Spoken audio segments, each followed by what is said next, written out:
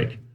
So I wanted to make a video about Bitcoin's price and not necessarily where I think it's going, but just basically timing of what's going to happen, I think, relatively soon. So here I've kind of drawn on the Bitcoin price chart. We're currently at 58K, which is a never-ending nightmare. We've got this large cup and handle pattern right here that's been taking place over the past, 2.5 years. This is actually really bullish. There's not a whole lot of people that I see talking about this. I think people are more interested in what's going on short term and basically putting in lower highs and lower lows. We're sort of in the middle of that right now, basically at where the ETFs, stopped buying, and then it sort of pumped up a little bit beyond that. But what's interesting about this cup and handle pattern is that it's actually a major, bullish signal where you form this cup over several months or years. You get this little handle right here, and once this is done doing its thing, it will pop up. So that's something to look forward to. Also, you have the Bitcoin ETF flows. Now, IBIT over here, BlackRock's ETF, basically only has inflows. We had one outflow day in the past 2 weeks here, but previously I think they only had one other outflow day. But basically, IBIT is only an inflow ETF, whereas like GBTC is only an outflow ETF. You can see that they've basically traded hands with BlackRock. They, dropped nearly 20K Bitcoin, and IBIT has picked up a little over 20K Bitcoin. So billions of dollars trading hands. All of these other ETFs have net positive inflows, and then the total amount here over at the right, you can see and this is just over the past 2 weeks. This is very, very good to look at. The big boys are only continuing to buy despite the price action doing what it's been doing. And in my opinion, I think these ETFs are trading back and forth between each other, because you can see on any given day, there's usually one person that's got an outflow, and while everyone else, or, a couple of people have inflows. So in my opinion, I think these people are trading back and forth between themselves to keep the price low somehow. I don't know the mechanics behind how that works, but it seems to be fairly evident to me that they're playing, card games with each other and, cup games, trying to keep the price in check while they all accumulate, because they all have positive inflows. Fidelity has about half as much as IBIT does. BITB is that's not ARC. Invesco, I think it is. I'm not sure. But they all have, thousands of Bitcoin, and then the few here that have just a few hundred, like having one whole Bitcoin is not a thing to be proud about. It really is. If you've got one whole Bitcoin and you're able to hold on to it, keep doing so. And just my opinion is to keep stacking and to keep accumulating your position. Moving on, this is the Plan B's stock to flow chart. This is live, I think. So typically when we start seeing these red dots is when the price starts to go way up. We've got we got a ways to catch up to where the stock to flow is supposed to be, but currently the stock to flow of Bitcoin is more scarce and rare than that of gold. So it is now the hardest asset on the planet that you could throw your money into. And remember, just money is just like a representation of your time and energy that you do to, create an income. It doesn't really matter what the form of your time and energy is put into, whether it be US dollars, Turkish lira, Bitcoin, gold, however you choose to save your time and energy, just make sure that you choose something that ultimately increases in value. If it's the, SPX or SPY index funds where you can just accumulate and maybe you get a dividend off of that. if that serves you, then keep doing that. But for me, Bitcoin, the stock to flow chart isn't really an exact metric.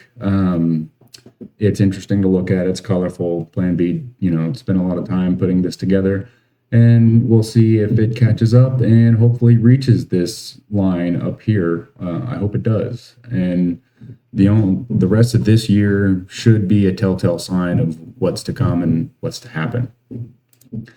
This next chart, the chart is okay. I'm not really a fan of the guy that created it, the Giovanni 35084111. He's kind of a jerk, and he really just kind of insults anyone that disagrees with his chart. I don't necessarily care much about his chart, but he's not a very nice person. But it seems to somewhat accurately predict where Bitcoin is going. It's the power law chart, and it is a combination, I believe, of the stock to flow and price and linear regression fits and things like that. Whereas, the stock to flow is literally just how much there is and how much more is being accumulated or produced by the Bitcoin blockchain network. So that's just something to take into consideration where, if you look at this tiny little triangular wedge right here, this is the 100K line, and we could see that as late as 2028, or we could see it as soon as by the end of, Bitcoin moves fast. When it decides to move, it goes fast. So we saw that earlier in the year with the Bitcoin ETFs being approved. Those definitely rose the price up from, below 40K to above 70K to about 74K, and one day I think that we'll stop measuring this thing in US dollars. The US dollar would probably I don't know that it's going to go away entirely, but I think that its relevance is going to dissipate over time. Maybe much slower than we'd all like, but Bitcoin tends to take its time in some areas. Like I remember back in this zone right here, in about the 6K zone, no, this one, this is where it was back in 2018, 2019. I remember this drop right here. I was at work sitting in the office, and I basically just walked away from my desk because I was so upset. And I didn't think we were going to drop like a rock, in just a matter of days. But I never sold. I continued to accumulate. I had belief and faith in this thing, and it has done well since then because we're currently not at 6K, 3K right now. And if you had the chance to accumulate just before the pandemic, when they handed out those checks, I took those stimulus checks and I put it into Bitcoin. I had a lot of silver and some gold, and I sold most of that, and I put it into Bitcoin. And I took all my savings and I put it into Bitcoin. That's just me. That's what I did. You don't have to do that. Do what you think is best for you. Moving on. This article from CoinDesk kind of just points out what's been happening over the past few weeks with Bitcoin trading in the 58K range forever. It's that Asia tends to pump the price and the US tends to dump the price. This is basically the gist of this whole article. Yeah, buy Asia, sell the US. And you can see this with the timing during the day. Overnight, when it's night here, is day in Asia. So they tend to buy while we're asleep. And then the second we wake up, someone starts to sell. And in my opinion, like I said, I think it's those Bitcoin ETFs trading hands back and forth between each other to keep the price in check.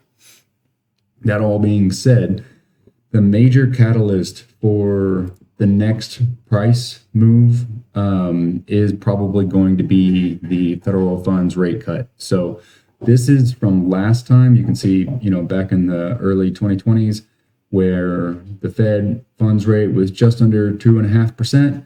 And then they started dropping rates, especially really quickly here at the middle of 2020. And once they did that, Bitcoin just started to skyrocket.